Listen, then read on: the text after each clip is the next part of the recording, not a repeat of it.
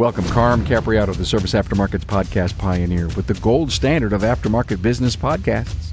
Join me for Aftermarket Insights as we advance the aftermarket. And as always, know that you'll learn just one thing. Find us on your favorite podcast listening app and remarkableresults.biz or on my YouTube channel. Hey everybody, Carm Capriato, Remarkable Results Radio. If you've been listening to any of the episodes we've recorded here in the Toronto area, we have had such a great time hanging out with the Canadians. I finally had to find an American in the crowd here. I'm only kidding. I'm an official Canadian. They made me official a few years ago. When did you get that? Yeah. Was it a sash, a banner, a plaque? Yeah, they gave me this muffler that said I'm an official Canadian. Nice. Because we support the CASIS agreement through NASTF. So, right. So yeah, it's kind of I did not know that. No disrespect intended. No, not Mr. at all. Canadian, eh? It's my pleasure, eh? Hey. You probably recognize the voice. It's Donny Cypher. We're here at the Automotive Aftermarket Retailers of Ontario, aaro.ca. Thank you so much for having us out. We've had a really great time, a lot of great episodes, met a lot of great people. I saw you speak earlier. Was it today? No, yesterday. Mm-hmm. The whole NASTF update for this group, so important. I learned an awful lot. But Donny, what's going on at NASTF? Give me some behind-the-scenes stuff, and we can go over this VSP stuff maybe later. But what are you working on? Where are you getting the kind of information that you need to pull from the marketplace to help you guys make the decisions you make? Well, as you probably have figured out by now, I'm almost 8 years on this job, and I'm not turning a wrench every day. I get to play with cars on the weekends, but I tend to not play with, somebody else's car. I do my own. Do you miss it? Yes and no. My body appreciates the not doing some of the heavy lifting and things that, I liked heavy line work, so that was always not good for your body. But this is such a fun job because there's so many disciplines you have to kind of be involved with to do it that it's more challenging for me. What do you love about the job? We get to work for technicians. So, as a former trainer, as a shop owner, as a coach for my own technicians, as coach for other shops, this is a personal, direct connection to the technician who's struggling with the problem. And we're able to take that technician who feels powerless in this situation directly to an automaker and work out a problem. You were telling me you're a bottom-up organization. I mean, that means that you're working for the technician. Yeah, and I think that there's evidence that it's working. When we first started, my little team and I started running NASTF, we had about 6,000 members, and those emails all bounced. Right? So that's how old that database was. In 2020, we started from scratch with our database. We have 43,000 members today. And it doesn't cost them a dime. That's right. And that's the beauty of our program, is that the things that we do for our technician members, they don't cost anything. The SDRM program, it has become our funding. It used to be that the automakers and the associations would chip in to keep NASTF running. But to be able to do the things we can do today, that would not have been feasible with that kind of funding. So if you weren't in the key business or the security side, you guys would probably be struggling. Oh, without the shadow of a doubt. So there was an accidental genius to structuring our bylaws the way that they are. Our board didn't think about not having a dues-based organization. It's just that was a requirement because they wanted to be the de facto right to repair solution back in 2000 when it was created. And so to do that, it had to be free. And so everything that we do for industry is free, except for credentialing the VSPs. And that's a very costly program to run. But I run a tight ship, just like I ran our shop that way. And so we have money to put in. I mean, you can look at our financials. We're a not-for-profit. They're out there. We have money to spend on NASTF, and we do. And the board does not say, oh, you have to make a certain percentage profit. They're like, take care of your members. So that's what we're able to do. Where's the listening posts? You are so connected to so many people in the industry, but if you need, I guess my point is, the old manage by walking around concept that came from years ago. I think it was Good to Great. It was Good to Great. Yeah. And Tom Peters. Mm-hmm. You're not walking around, you're listening around, you're pulling your teams together. How does that work? I mean, I think Donny knows all this stuff and, he's not in the field anymore, but where are you getting your info? Well, I had to be able to have a bigger network. And so our calls that we do, our team calls, those have kind of evolved into dog and pony shows, right? That's where our team, the NASTF team, explains to members what we're doing. But when you've got this many members, how do you tap them? So I went to the board and I said, I want subcommittees. I'd already been informally doing this, but I wanted to say, I want to be able to create little subcommittees that are specialty and they're ad hoc. And like, so recently we have a particular problem with a particular brand and we know there's scan tool related issues. Well, we also know they're pretty much new cars. We're seeing the service information requests come through and I'm not happy with the solution. And frankly, there kind of isn't one. So I went out to all the experts that we know and I said, let's have a call together. Let's beat this up. So we did. And they came back with, here's the list of all the things that we're struggling with. And we took that back to the brand. And the brand was kind of like, wow, how'd you know about that? Well, because our guys are working on the cars the day they're driven off the dealer's lot and they get wrecked. Do they not think that we have any smarts, any capabilities, any capacity? I mean, come on. No, this is a hedge your bets kind of situation. We're not done developing that yet. And so hopefully they won't notice because they don't work on the cars until they're 5 or 6 years old. But that's not true. In fact, it's more likely the aftermarket will touch that vehicle before the dealer does because we have glass breakage, we have car crashes, we have accessories being added. I mean, on and on and on. Yeah, the collision shop isn't going back to the dealer. No. Not in any kind of numbers. What are there, about 6,000 dealer-based collision shops in all of the United States? There just aren't that many. So you sit, you listen, you ask. Are you asking questions of them, though? Do you find something, oh, this doesn't look right? And do you challenge your teams to say, what do you know about this? Absolutely. So I'll give you an example. We worked on Tesla for a long time. I've told this story many times, but just to put it in a nutshell here, my first visit with Tesla was in 2017. I went out and said, you guys need us. And they said, oh, hell no. Well, you're going to need us because you're going to start selling that next model that's you're going to make a lot more of and they're less money. Well, what are you going to do? You can't repair the ones you've got now. Well, we'll get back to you then. The next meeting was, how can you help us get around right to repair initiatives? I'm like, well, that ain't going to happen. And so that was the end of that meeting that I flew all the way to. Then the next meeting came as a result of us launching the Australian NASTF called ASRA and Tesla saying, so we should get all on board with this stuff now. Totally different people, but they got it. Different people or a different attitude? Well, all of the above. Okay. Because they came to me and said, the boss said, we need to get this figured out. What do we need to do to be compliant with right to repair? And they're like, but we don't really fit into the EPA regs. I'm like, well, it doesn't matter. Your car still has systems. They need to be repaired. So let's go after them. Here's what we're struggling with. And the first thing they did was they released the scan tool. That took some time to get the toolbox out, right? And then they said, okay, we're going to make the toolbox, the service information free because it's just easier for us. Well, then we had this whole deal with what are we going to do about licensing the third-party information companies? Because you're saying it's free, but you really don't want them to just scrape it, right? So that took a bunch of time. Then they said, well, we got to get on with security because we were doing security for Tesla in Australia. I said, well, let's do it here because here there's a lot more Teslas and there's a lot more vehicle security professionals. Those people are just learning because they've never had anything.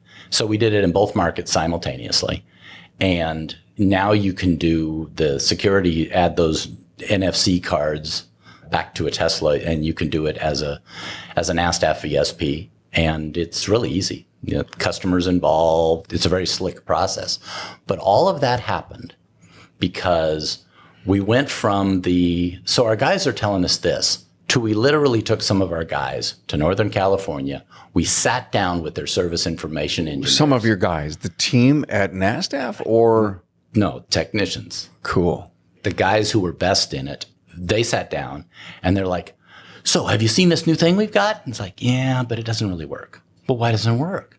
Well, because of this and this and this. Really? Could you talk to our engineers about that? And that's how that conversation just blossomed. I'm not even in the middle of that anymore. I just get reports from both sides. Are you serious? Our techs. You've got our techs working with Tesla engineers, and they're saying, hey, we released this thing. What do you think about it? I mean, it's amazing. Everyone said it won't take long for them to take a different position on having the aftermarket fix their cars. How long has it been? Well, really, from my point of view, the conversation started in 2017. And in 2021, we really got serious about it. And for an automaker, even though they're really more of a technology company that has wheels, right? Right.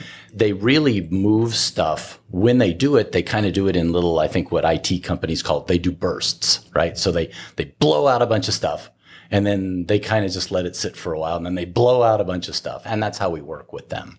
That relationship is, I can email them and ask for just about anything. And if it's reasonable, they figure out how to do it. It's a great example of building a relationship with a company as, and I don't want to say stubborn, but as protective maybe that Tesla wanted to be. For sure. And to let them, let's do this.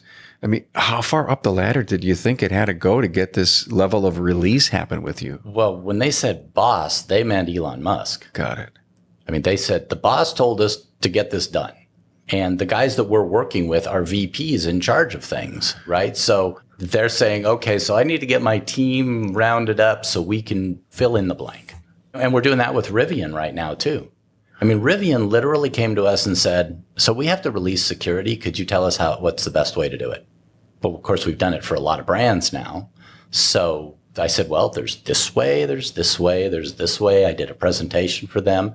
And now they're working on their implementation of what they've already got and how we can bring it into SDRM so that technicians will be able to do security-related functions on their vehicles using their cloud-based software.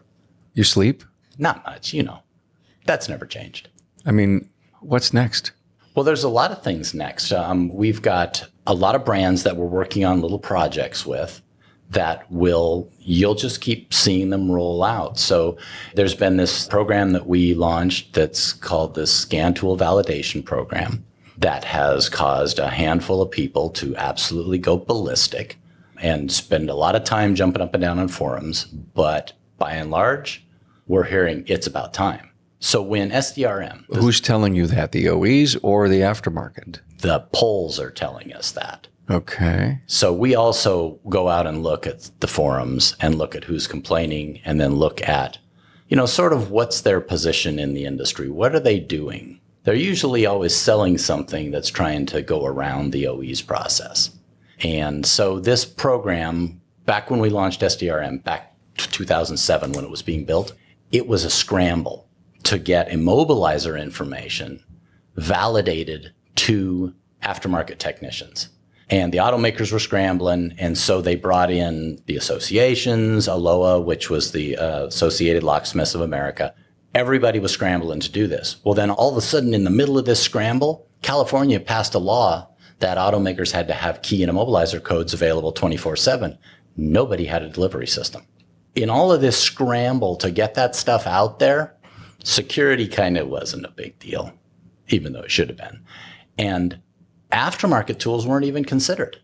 Aftermarket tools created their own processes. They're underground, they're reverse engineered. They came up with their own ways to do it. Well, ultimately, the bad guys figured out, wow, this is a way without any kind of validation I can steal a car.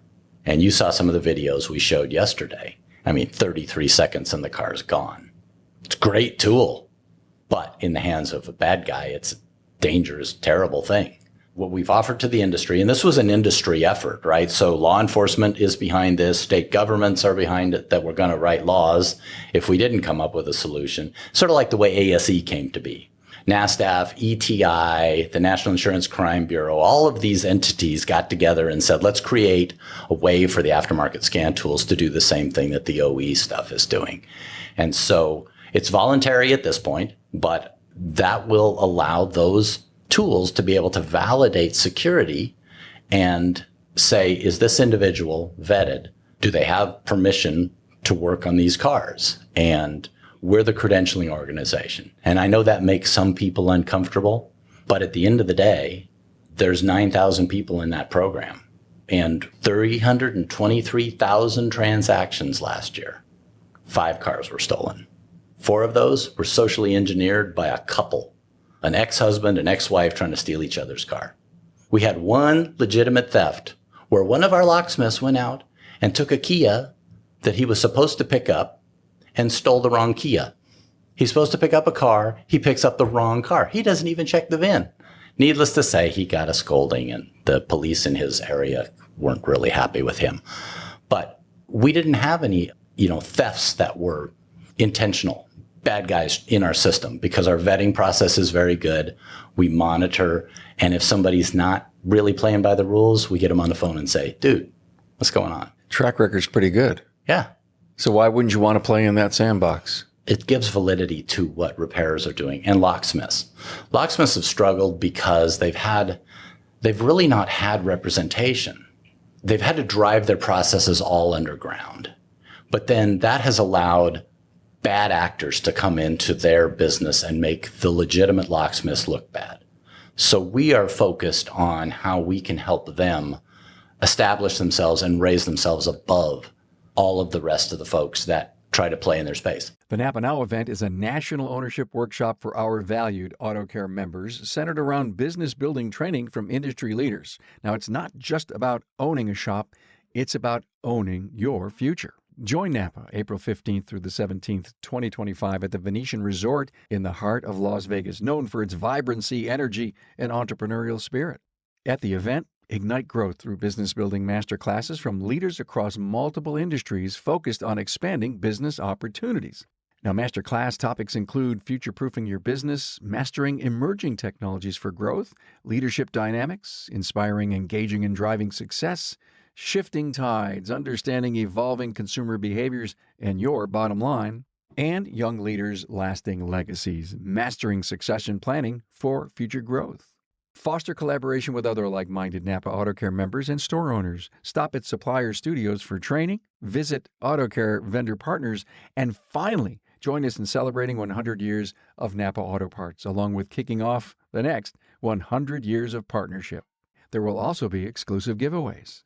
There are many incentive opportunities to offset the cost of this trip, including AutoCare program earnbacks, and beginning in October, earn up to $1,500 with pre-show supplier training to prepare for the supplier studio training sessions. The NAPA Now event is a national ownership workshop for our valued AutoCare members centered around business building training from industry leaders. Now, it's not just about owning a shop, it's about owning your future. Join NAPA April 15th through the 17th, 2025 at the Venetian Resort in the heart of Las Vegas, known for its vibrancy, energy, and entrepreneurial spirit. Get ready to grow, connect, and celebrate. This is an exclusive event limited to the first 2,000 AutoCare members. Packages are going fast. If you're interested in attending, contact your servicing NAPA store or NAPA salesperson. Do you find that some of the locksmiths just don't want anything to do with automotive? Well, yes, and that's part of why the automotive locksmiths have struggled so much, because most of the associations have moved more towards commercial and residential locksmithing and security systems. And I think a lot of that, it may be money, but locksmiths make good money. If they run a good professional business, they make good money. There's no reason to say, oh, well, the money's terrible, that's why they don't want to do it. Now, I would say the hours are potentially terrible because, who knows when you're going to get a call. Yeah. Out of the, let's just assume there's 250, maybe 300,000 shops. My number may be high. It fluctuates. How many are doing keys? In the service repair side of the house, it's fairly small by percentage. I can tell you how many VSPs there are, vehicle security professionals that are in the service repair side. Yeah. They make up out of, let's go with just the primaries. The primary VSPs are going to be the ones who are most likely in repair shops. We've got 7,700 of those right now. And of that, about 3,600 of them are repair shops. So over half. And the other half are locksmiths. There's not a whole lot. No, not really. Is this a kind of specialty that shops should be thinking about getting into? I think that if you are doing heavy diagnostics, you need to have a method by which to do security. And we've got two ways. We've got the assisted immobilizer reprogramming. That's for the sort of a la carte thing. I need it once in a while, but I can't make a case to spend $425 every 2 years to only do a handful of transactions in that time period. Okay. So we built assisted immobilizer reprogramming, and we've got a group of 17 service providers who can help you out when you need an immobilizer reset. Let's say a module goes down. Mm-hmm. They can't do keys, but they can do the other piece. If you need keys, you can call out another VSP and they can do the key piece for you. But if you're all in, if you're really doing the hardcore stuff where you're doing everything, a lot of times you run into a situation where you need an extra key and the customer doesn't have one. And so a lot of businesses are looking at that, adding keys. And, the locksmiths, they hate that when I talk about that. They think that service repair is out to get them. Well, you listen to the numbers. They're not even close. And plus, they're really dealing with a customer they've already got captive. I don't see service repair in what we get from our members. I don't see service repair going, oh, I'm going to go out and be a, mobile locksmith too. It's more, I'm doing this operation. I need an extra key. It's not all that expensive to have a key cutting machine in my facility, so I can do the whole process. I think it's a legitimate piece that shops that are doing a lot of this work, and they know if they're having to go to get a key, automakers are going to get much harder on dealers about making keys and providing key code data, because statistically, 93%, this is a terrifying number, 93% of the cars that wind up on the stolen list 7 days after a key or a mobilizer interaction has happened come from dealers. Yeah, I was gonna suggest that. Yeah. Wow. Now, that doesn't mean they're all legitimate thefts. They're from their lots? No, the dealer accessed the information. Oh. So that tells you that dealers and automakers need to shore up the security, and they're just trying to be nice to everybody. Oh, well, you're one of our customers, so I'll give you this information. But what we've learned in running the registry is that person who's getting that information could be selling it to another person, we call them mules, that then sells it to somebody who's in the process of stealing cars. That's what they do. So there's enough separation that it takes law enforcement on multiple levels. Yeah, two people removed type of thing. Yeah. Wow. What do you do for fun, Donny? Talk to me about Donny Cypher and the years in the business. Do you travel? You go on vacation? I mean, every time I talk to you, it's always business, business, business. Well, I'm very fortunate that about 4 years ago, I met my wife. Yeah. And she likes to travel. That was kind of a compulsory that's great. thing. So good for you. If I was going to get remarried, it had to be somebody who had kind of similar interests, but had no interest in cars. So there's a line drawn, right? Yeah. So Claire has no interest in cars other than to be my passenger princess. She doesn't even like to drive. Wait a minute, a passenger princess. Yeah, that's what I call her. Wow. Okay. I like that. So we like to travel together. And so we get to go when I do road trips, when I'm traveling for various things, because, a lot of times the month of October, we're gone. The month of May, we're gone. Yeah. And so I will take her with me when we're kind of going event to event. So we spend a lot of time in Orlando because, well, everybody seems to have their events there. Yeah. Clearwater because, Mima likes to do events there. So we get to do those as part of the event that we're on. And it's nice. You bring her with you. Yeah. Well, if you want to keep a marriage going with the kind of things that I do, you kind of have to. Trace, do you think Ann would want to come with us? No, she said no. She's already done that. Been there and done that. My passenger princess. She just got rid of throwing out all the T-shirts, right? Think she might like that, the passenger princess. Yeah, she did do that during my former career. She was always with me on business trips. Anyway, we won't go there. Well, but you've replaced your wife with your daughter as your passenger princess, except she probably drives, right? I did. Yeah, she did come in here. Yeah. So you're the passenger princess now. And we're going to New York. You drove for New Jersey. You drove for Ohio. Are you going to drive when we go to RSOT? All right. Just checking. I may forget how to drive. Why not? So you have a couple of 20-year-olds. Yes. My whole gang is in their 20s now. I got a 20, a 21, and a 26. Damn. Yeah. Good advice for a 20-year-old. You got good advice for a 20-year-old? Yeah. Give me some fatherly advice. Put the damn phone down. Oh, my God. And you can't stop being on yours. So this thing gets put on airplane mode when I'm working on something. All right. Because it just is always lighting up, I tried to change my phone number, but it didn't work. I have to tell you, yesterday, whoever was presenting, my phone went off. And then it came back. And I thought I turned down the volume. And apparently I didn't, all the different areas. So I finally got all the volume down. Trace, I haven't turned it back up. I feel like a new man. Yeah. Well, I have never seen you move that fast. You were out of that room. I mean, it was like 2 steps and he was out the door. I was so embarrassed. It was Donnie. You know, my phone's going off. I forgot what music I have playing for a phone call. Yeah, it was the wife, I think. Wasn't it the wife? I think, yeah, it was the wife. Crisis at home. That's an important call to take. Yeah, I always didn't want to blow that by because who knows what's going on. So put the phone down. What else? So, you know, the kids don't get any kind of economics in school anymore. Yeah. And I am shocked at many of the businesses that we interface with at NASTF with young entrepreneurs who know nothing about money. They don't know anything about business and they make decisions emotionally. And so I'm always telling my kids, show me the ROI. If you're going to borrow money from you, I told you this, tell my kids, if you're going to borrow money from me, I don't charge interest, but I do charge interest. I'm interested in how you're not going to do this again. Yeah. And I'm looking for a pretty good story. I mean, I get it. I mean, things are just so expensive now and they get shocked and I won't let them buy new cars, which is, you know, I bring that misery on myself because guess who's fixing their cars? But to me, that's the thing that destroys kids financially is the cost of cars.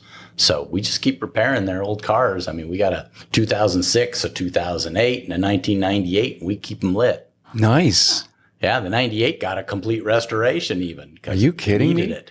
98? That's like 27, 20, 26. It's old. Wow. Yeah, we've had them since they were new. You were always conservative. Yeah, I never really got crazy with the cars because I like to build hot rods, and that's like a hole in the ground you pour money in. So therefore, I can't buy brand new cars. Were you a racer? No, I did autocrossing for a lot of years, and I did drag racing for a couple of seasons. I'm like, wow, all day up here I get sunburned, and I only really spend a minute and a half on the track. Yeah. And that's because I drove a slow car. Were you in a rock band ever? Oh, yeah. I was actually a professional musician. I made a living at it for 15 years, and then I did it semi-amateur after that for almost another 15 years. You weren't working in the family business? Both. Ah, okay. Yeah, my parents were very insistent that if I was going to insist on going to music school, I had to have a backup. And I can tell you that I fixed the band truck on the road more than a few times.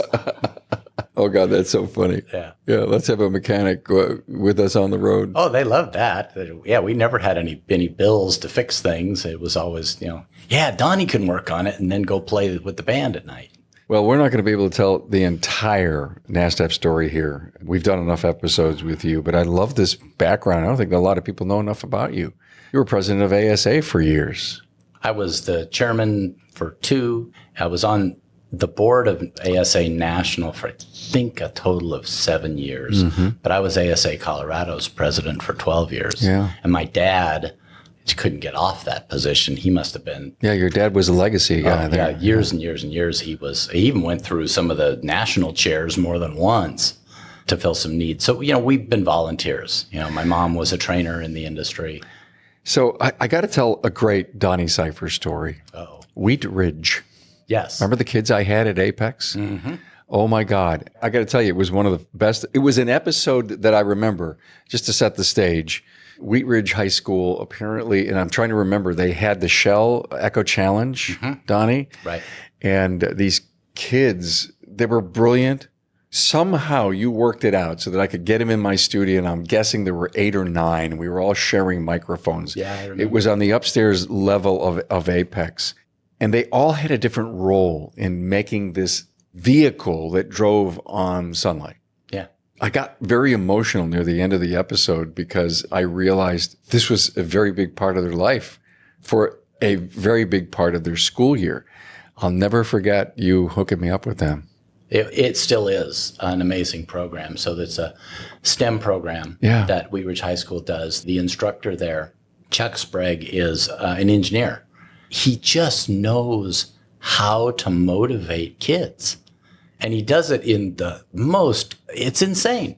He just says stuff to them and they're like, oh God, Sprague's going to be disappointed. Off they go. They design these cars. They know how to lay up carbon fiber safely. I mean, some of the things they're doing are downright dangerous. And he's got all the safety precautions in place. They 3D print their parts now. They 3D print molds to lay up carbon fiber in. Wow. And their first year out, they were second. And the next year out, they won. They beat Duke They beat MIT high school kids.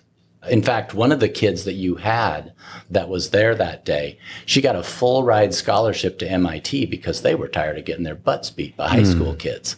And she went through their whole program, and I don't know what she's doing now, but she graduated. It's got to be 4 years, I think. I promise you I'll put the link to the episode in the show notes for this episode. I think it's something worthy for all of our listeners to listen to. We aren't spending enough time, Donny, speaking to parents, counselors, principals, superintendents, all the CTE schools out there. They're clueless as to the opportunity that exists not only in the automotive aftermarket, but automotive repair in general, but all of our great independents. They think we're mom and pops, and yeah, there are some, but everyone's picking themselves up if they want a long-term career. They want to be able to parlay all their investment in all their years and maybe sell or succeed someday. We're a vibrant industry that it's almost, we're essential, but we're a secret to many people. Let me see, welding, got to have welders, got to have electricians, got to have carpenters. And if we could get together as an industry and start paying the kind of money, shops more successful, find great talent, pay good benefits, I just see nothing but brightness for us if we can get better at what we do. That's a kind way to say what I wanted to say. But at the end of the day, it comes down to good business management. Yeah, that's the point. If you don't know how to manage a business, you can't build yourself up to that point. It's the same with any organization. Yeah. If the management isn't good and the management doesn't have a vision for how to go out and find people, I will use our team as an example. The people that are on my team, if you saw them individually, you'd never think, oh yeah, those would be cohesive. I mean, I've got a former lobbyist who's working as our communications person, because who's better than that at that? Plus, she also talks to government for us. I've got 2 cops. One was a auto theft cop for 37 years. He's helping work with automakers, believe it or not. Yeah. And I've got an HSI, which is Department of Homeland Security investigator with fraud experience. He's the one running the registry. And this whole group works together with the sole focus of helping our technician members do their thing and keeping that stuff away from them. Just fix the cars. We'll take care of the stuff. Yeah. All right, 44,000 some members. If you want to join NASTF, how do you do it? You go to NASTF.org and you click on join, and it's free. NASTF. NASTF.org. Will you send them a nice letter? We'll send them a little link to make sure that they put their email in. I love it. Although this wasn't deep and heavy into VSPs and everything and all the good stuff that's going on with security and the right to repair and data, I enjoyed this episode. Got know a little bit more about Donny as a real life person. And I'll never forget all the years that you were, a very premier individual at ASA. You were passionate about business success for all those years. Yeah, and now we're able to support that success all the way into the shop. And since technicians have always been my passion, this is a perfect opportunity. Yeah, it's almost like when I found out you took the job at NASTF, that it just almost sounded so it was like a hand in a glove. Thank you. It was a good fit. Donny Cypher, thanks for being here. Thank you, Carm.